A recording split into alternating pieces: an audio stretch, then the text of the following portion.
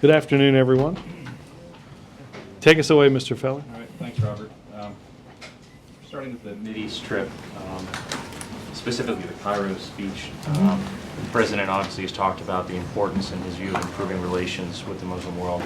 I'm wondering, for starters, how much does the President think he can accomplish with one speech? Well, look, Ben, I think it is important to understand that this is, the President has always looked at this as a process, not as a single point in time. And I think if you look at the efforts that the administration has undertaken thus far in terms of outreach, whether it's in interviews, whether it's speeches, the speech in Turkey, this is about resetting our relationship with the Muslim world. It's not about, as I said, and I think you'll hear the President say, we don't expect that everything will change after one speech. I think it will take a sustained effort, and that's what the President's in for. And how does the White House measure success on something as important but broad as that, this process you're describing? How do you know that you're seeing an improved relation in a way that affects the lives of everyday Americans? Well, I think you can see, you certainly, we see public polling that measures the perception of the country throughout the world, and particularly in the Muslim world. Look, I think there will be a great effort on our part to distribute this through different means, social networking sites, in order to get this in front of as many eyes throughout the world as we can. And I'm sorry, one other quick topic. With Judge Sotomayor on the Hill today, I'm wondering what your early read is on the types of comments you're seeing, particularly from Republican senators. Is the White House confident that she's going to get a fair shake? Oh no, I think if you look at I don't know what in particular in terms of comments you want me to respond to. There's been both a range about, obviously senators wanting to take a rigorous look at her record, and also particularly Republican senators feeling that they want to do so on their own timetable and not be rushed. Well, let's take a couple of points. I think, first of all, obviously, we believe that she will get a fair shake and a fair set of hearings. I think the meetings that she's had thus far have been productive. She'll see others throughout the day, including Senator McConnell, I think, a little bit after lunch here. So I do think that almost universally the comments have been, I think, productive. I think it's obvious that Republicans understand and take their duties as it relates to the Supreme Court extremely seriously, as one would expect. I would say a couple of things in terms of timing. First of all, we anticipate that her Senate questionnaire will go up at some point this week. But and I don't want to belabor this, but if you look at the time frame of number of days between the announcement of a Supreme Court pick and the hearings, for the last 9 confirmed justices, it's been 51 days between the announcement and the beginning of the hearing. For the last 4 justices, that includes Justice Ginsburg, Justice Breyer, Justice Roberts, and Justice Alito, that has been 54 days. That would put her hearing sometime in mid-July, which would, I think, provide a timetable by which the due diligence of senators on both sides of the aisle can be accomplished. I think what's important about the timing, Ben, is that we get a Supreme Court justice not simply ready to hear cases at the beginning of the court's work in October, but obviously that person can take part in the very important discussions in September as the new court decides which cases it's going to hear. I think obviously to be part of that process is extremely important, and given the historical norms of hearings, I think that can easily be accomplished while giving everyone the time they need to examine the record. Yes, sir. A question again about the speech that President Obama is going to give to the Muslim world. I was wondering, will there be an economic component to that speech? Will he talk at all about U.S. interest in increasing trade with countries like Egypt, Pakistan, that face relatively high tariffs on their exports to the United States? Well, obviously, I think some economic component of this you'll hear from the president. I don't want to get into specifics at this point, but we'll have a little bit longer time to discuss exactly what's in there as we get a little closer. Yes, sir. Give us some guideposts, some signposts, other than public polling, as to how when you leave Cairo, you know that it's been a successful speech. The president's given the Turkey speech. He's had several meetings here. He's met with other Middle Eastern leaders. Well, look, again, I think there are. I think our perception in the world is a big measurement by which to look at this. I think the willingness and to be able to work with countries on our common interests are important. But I mean, I guess let me just, in some ways, caution or hesitate that this is, as I said earlier, the president sees this as a series of events, not something that may or may not be easily quantifiable at any given or after the end of one speech. Look, I think let's just say this, I think if the president thought one speech would cure that relationship, I doubt we'd be giving that in June. Have you seen signs already that the relationship has changed with the speech in Turkey and what he's done here in the past couple of weeks, the meetings here? Yeah, I think the president feels like, again, as it relates to many of the problems that we've talked about, particularly in this room, we didn't get where we are overnight, and it's not going to get solved overnight. I think the president believes using his time and resources on an issue as important as this will pay dividends. Yes, ma'am. Does the president have any sense that he feels any responsibility to bring up any issues of human rights in Cairo during his speech? Well, again, I don't want to get ahead of this, but I think the president will talk about a series of things that are important throughout the Muslim world. Yes, ma'am. I've got two questions. What's in the questionnaire to the judge? I think it's a basic series of, not having been a Supreme Court nominee, Helen, they haven't given me the questionnaire to fill out, but What does it cover?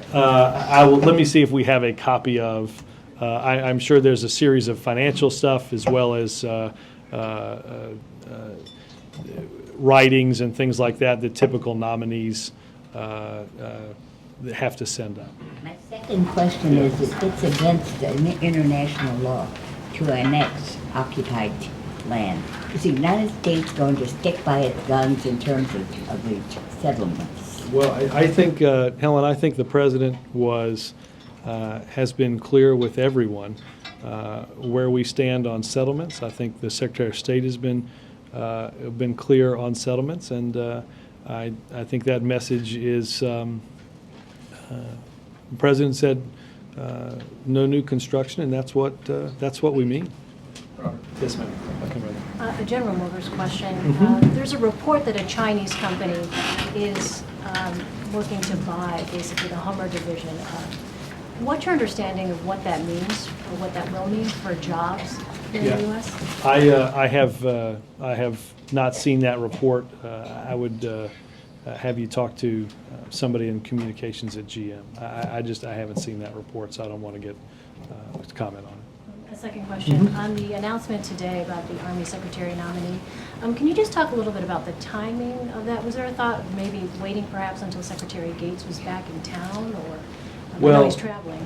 He is traveling. Obviously, he's involved in some important stuff. The president believed with all that we need to do to protect and to take care of our troops, that it was important to get the process of that nomination started as quickly as possible.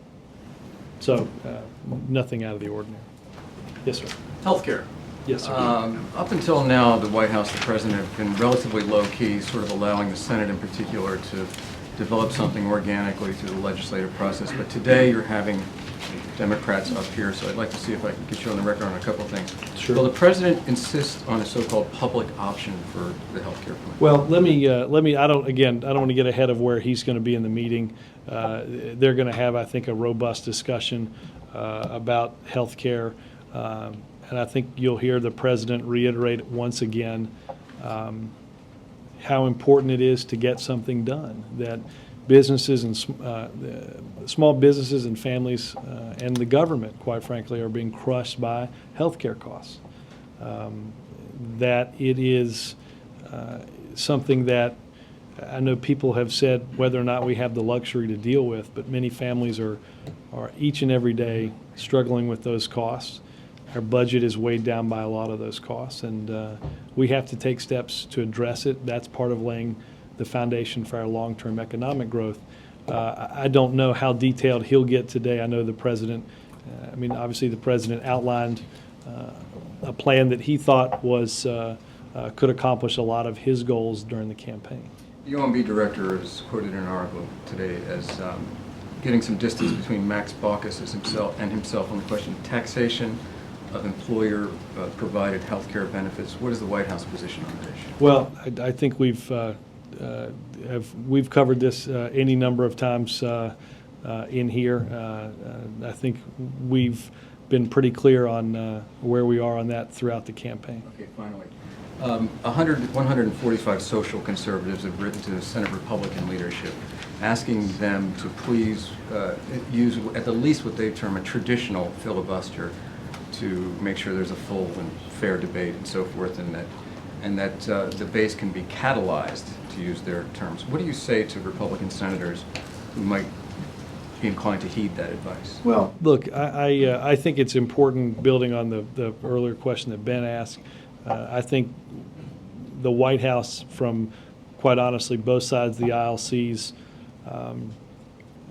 a strong desire to have a fair series of hearings.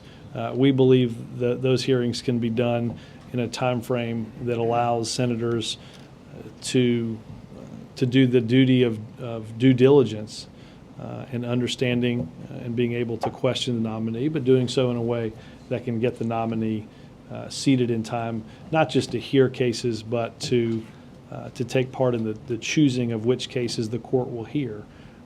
So I don't want to get in the middle of that argument, except to say that I think we believe that we're making progress toward all of those ends. Yes, sir. Robert, did Judge Sotomayor consent to the statements by the president and you that she would now use different words in that Latino white male statement that has been out there? Again, I think the basis for what I said and the basis for what the president said were the result of conversations that had been had with the judge,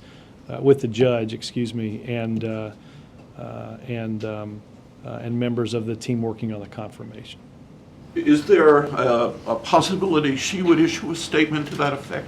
Well, I assume that she'll likely get this today, maybe in her meetings, and I think she'll have a chance to talk to senators about that, and I have no doubt that the working press will get good readouts from their senators. On the Reagan Commission today, when was an invitation issued to former First Lady Nancy Reagan? I don't know when it was formally issued. I know that she's in town, and the president thought it was would be a good opportunity to have her take part in that. I'll try to find out if we can figure out exactly when it was Were you extended. surprised to learn she felt snubbed that she wasn't invited to the stem cell announcement some weeks back? Well, I think the president lauded her active involvement in this issue. Mark, I think it is safe to say that without her courageous and eloquent voice, that the changes that have gone through Congress and that have been proposed by the president would have been much, much more difficult to get. I think she speaks in real personal terms about the issue, and I think, like I said, her candor and her courage have been heartening, and we certainly meant no slight whatsoever. Thanks. Just to clarify on the AUKUS issue, I know the administration has said that it's not part of their plan, but have you said whether President Obama would sign a bill? Well, if you can show me the bill that we're about to sign, I'd be happy to take a thumb through it and give you a sense of what we like and what we might not. And a related follow-up, later this week, a health campaign is kicking off. Will there be anything similar for cap and trade? Well, cap and trade seems ahead of healthcare at the moment. I think that I think you've heard the president, not just throughout his few months here at the White House, but throughout the campaign, talk passionately about both issues. And I think we continue to be heartened by progress that's being made in Congress to address how to make ourselves more energy independent and protect our planet, and how do we drive down the costs for families and small businesses struggling with the rising cost of health care. So I think we're obviously there will be a lot of the president's time will be involved over the next many months following up on these and other priorities, including financial regulation. Yes, sir. One on North Korea and a couple of on Guantanamo. There are reports in North Korea that there has been some effort to secure the succession of the current leader of North Korea, Kim Jong-il, and a U.S. official is quoted on background in a Reuters story saying, "It's my guess that the North Koreans are likely to come back to the bargaining table, especially now that it appears that the succession has been secured." Does the White House have any overall comment on what appears to be happening in North Korea, and is that quote I just read to you reflective of what the White House thinks may be happening in North Korea? I can check with, let me see on what NSC has on that. I don't have anything in particular on the quote relating to succession. I think, Major, what's tremendously important is that the administration and I think all our allies involved in the talks believe that it's important for North Korea to take the necessary steps to live up to the responsibilities that and the agreements that it entered into. That coming back to the table to have productive talks are important because the actions that they're undertaking, as we've said countless times in the past many weeks, are simply steps that further isolate them from the world. Does the White House have an opinion as to whether or not these activities that you just referred to at least partly have been motivated or promoted by any battle over succession or internal dynamics within North Korea as part of the understanding it has of those I don't think it would actions? be productive for me to speculate on that. The administration, through the Solicitor General, filed a brief on Friday about the Uyghurs. I'm wondering if you could explain or put forth publicly the White House position on why they cannot be settled here in the United States. Well, obviously, let me just go a little broader on this. Obviously, we continue to work with allies and nations throughout the world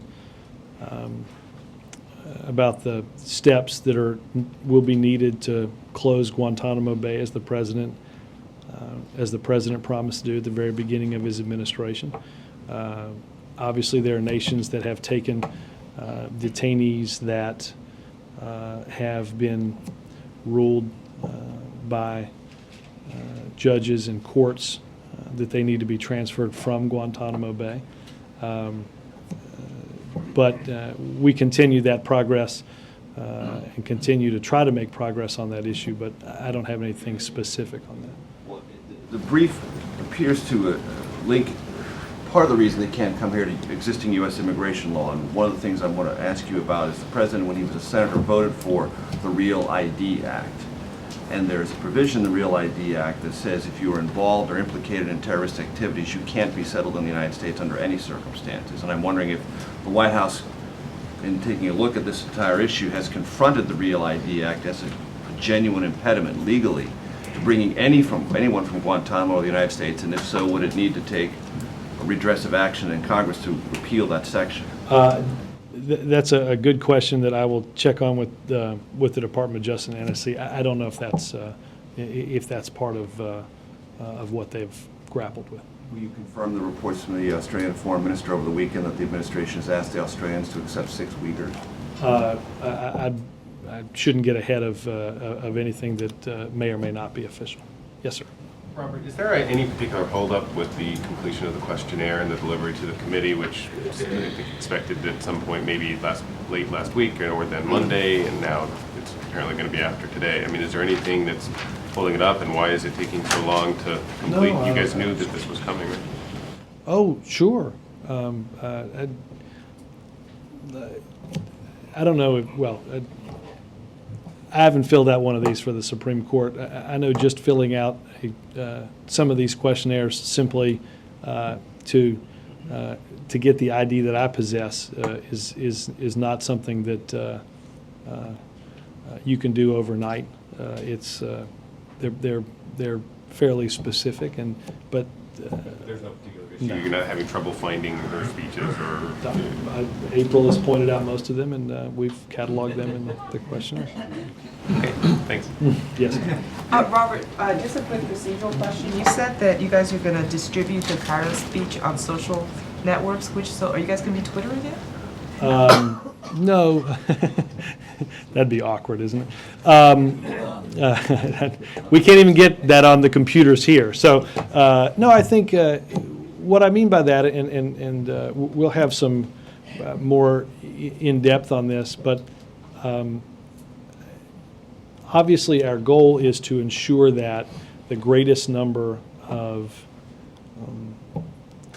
people with an interest to see this, not just through newspapers and television, but can see this through websites. I think it will be broadcast. I'm pretty sure it will be broadcast on our website, and we are working.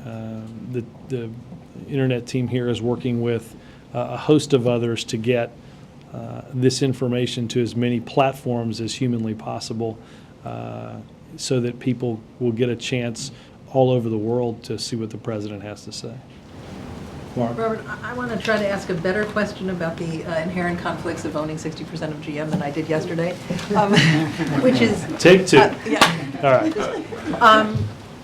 If it turns out that GM could make more profits for the taxpayer investors that you represent by outsourcing some of its production to China, even at the cost of maybe losing some U.S. jobs, is that something that you as the 60% owner would push them to do? Well, again, I think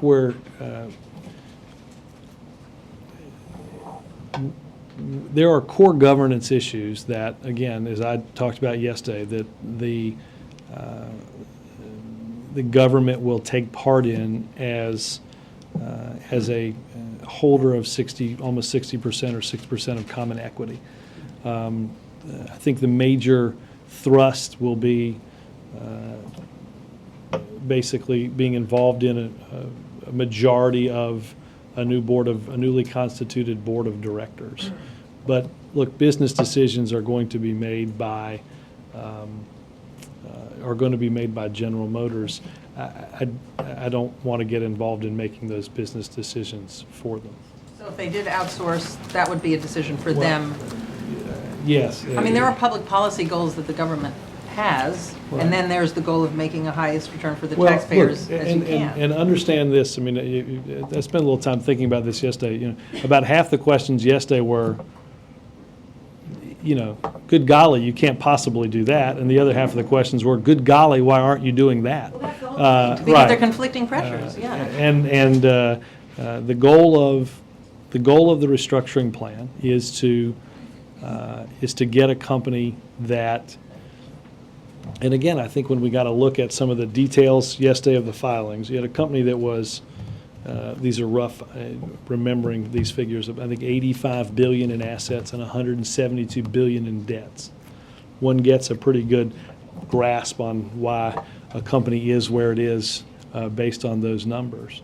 Obviously now this is a company that we hope in a short period of time, 60 to 90 days, that emerges restructured, competitive, and without the massive debt that it previously had, and that they'll be free to make a series of decisions as a new car company in a new auto world. And I think our goal, and I think their goal too as a business, is to produce profit for its shareholders.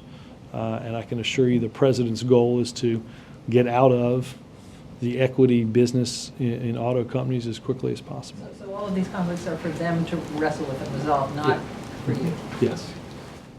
Yes, sir.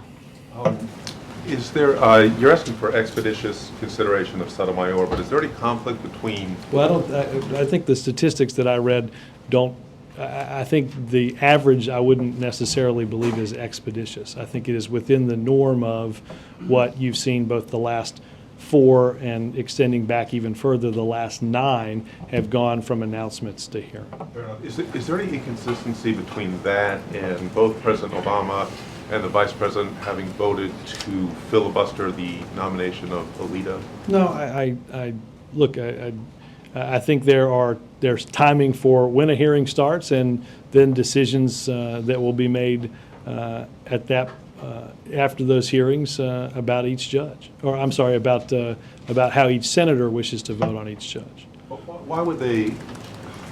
I mean, it's a delaying tactic. So you're saying that that he would still believe he was justified in supporting what amounts to a delaying tactic on a previous Supreme Court nomination, while trying to move this forward by the end of the summer, in at least a normal, Again, we're talking about, I'm sure we'll get a chance to traverse these issues at the conclusion of a hearing based on, after senators have heard the testimony of the nominee, and will render a decision, as they have twice before on this nominee, about whether she should be elevated to the Supreme Court. The statistics that I read, I think, denote that we believe that from announcement to the beginning of hearings can be done well within the norm, put her hearing probably sometime in mid-July, and we see the likelihood that Judge Sotomayor can take part in the important pre-term work that the Supreme Court's involved in. David? 2 unrelated questions. The first, on George Tiller. Anything else for the President to say about that, or any actions that he or the White House are contemplating in the wake of that murder? No, I mean, I think I would simply reiterate what, and point you to what the President said on Sunday. Obviously, it's a shocking crime, and it is, regardless of whatever your viewpoint is, no way at all to settle differences, even on something that there's obviously great disagreement on throughout this country. And then, secondly, when he meets with the King of Saudi Arabia, are there any specific human rights issues he's going to raise? In particular, there are some Saudi critics here who point to the case of 2 U.S. citizens, 2 brothers who were arrested, I believe in March, at some silent vigil, who face punishment there, who are, I'm told, U.S. citizens. Is that on his radar screen? I don't know if that case is something specifically the President will discuss. We will certainly look into that and have a fairly fulsome readout for you at the conclusion of the meeting. April? Robert, back to the speech in Cairo. At the end of the 4 years moving forward, what is the hope of this administration from this succession of outreach speeches from the President to the Muslim world? What's your hope? Well, again, it's hard to maybe hard to in many ways or in some way quantify in one term or one figure. I think what is important is that we demonstrate that the United States wants to pursue a different relationship and ensure that Muslims around the world understand the message of the United States, that we share common hopes and dreams, and that we can work together to fulfill those hopes and dreams, understanding that there are separating that from the extremism and extremists that wish to do us harm. But I think the great, as the president has often said, that we have more in common than we have disagreement about, and I think that's what he wants to ensure that the vast majority of the Muslim world hears. And follow-up to that, is it mostly about hopes and dreams or more about concrete situations, economics, trade, things of that nature? Could you talk about that too? Well, look, I think in many ways it's both. I think unless you have, unless we improve economies, it's hard to have hopes and dreams. If we have, I think if we don't have security, it's hard to have hopes and dreams. So I think in many ways they're intertwined in a way that I think you'll hear the president continue to spell out in his speech. Bill? Robert, the Employee Free Choice Act, you've got a full plate, but that seems to have gotten pushed aside. There's some labor leaders feel that there has not been enough vocal support from the administration on the Employee Free Choice Act. So, two questions. Is this something the president supports, and is it a priority for this year? I don't have anything new on it from what we, I don't know when the last time we were asked. I mean, I think you heard the president talk about his support for it throughout the campaign, and it's obviously one of many things that we will work on throughout our time here. High priority for this year? Let me check. I believe it is. I believe it is again something the president campaigned on, and we'd like to see happen. Yes, sir. Question on Cuba. How the White House characterized the decision of Cuba to restart negotiations on immigration? Is this kind of gesture that the president is expecting from the Havana to take for the new phase of relations? For the migration talks? Yeah. Well, look, I think we're pleased that the government has accepted the invitation to resume migration talks and to engage in discussions about direct mail service. Obviously, they're in the interest of, we think in the interest of both governments. I think obviously direct mail service would increase the ability for the president's initiative to be able to reach out directly to to the Cuban people and make communication greater and easier. So I think it's the president's pleased. George? Two unrelated questions. First, do you want to preview any of the wisdom that Churchill graduates are going to hear this afternoon? No, I think it is important that I not get ahead of the press secretary's speech later today. You shouldn't up the pressure on me like that. That's I got enough pressure with my cousin in a graduating class. So. Okay. Knew there was some reason they invited. Well. Wow. All right. Fair enough. I will point out, George. I'll point out that the Montgomery County public high schools apparently have not just inexplicably the current press secretary speaking, but Scott McClellan and Mike McCurry are also speaking it. So maybe things just happen in threes, and well, they needed a third. So the second question. I'm going to want to see the transcript. Go ahead. I'm sorry. The president's message to the senators on health care. On the Hill, they're saying that the White House is saying we want the markups in June, whether you have CBO scoring or not. We want a public option and want a bill by October 1st. I'm sorry. That's the message. This is on health care. Right, but tell me who's speaking here. On the Hill, some of the senators. Senators saying that's what they want? No, that's what they're hearing from the White House. Oh, well, is that the message of the president? Look, I think without getting into a lot of specifics, I mean, obviously we know we have a sense of what the legislative calendar is. I think moving as quickly as possible to get something done, as you've heard the president say, it's important to get that done this year. We can deal with the high costs of health care in a way that helps families and small businesses and creates jobs. So without getting into the specifics on a timetable, I think the President's hopeful that it happens as quickly as we can. Yes, ma'am. Yes. On the nomination of Representative McHugh, last year during the Don't Ask, Don't Tell hearings, he expressed a deep desire to move forward with a review of the policy, and he said, quote, "I would hope and encourage both the Department of Defense and the various services to reconsider the reluctance they have displayed to this point." Was a review of the policy something that the President took into consideration with his nomination?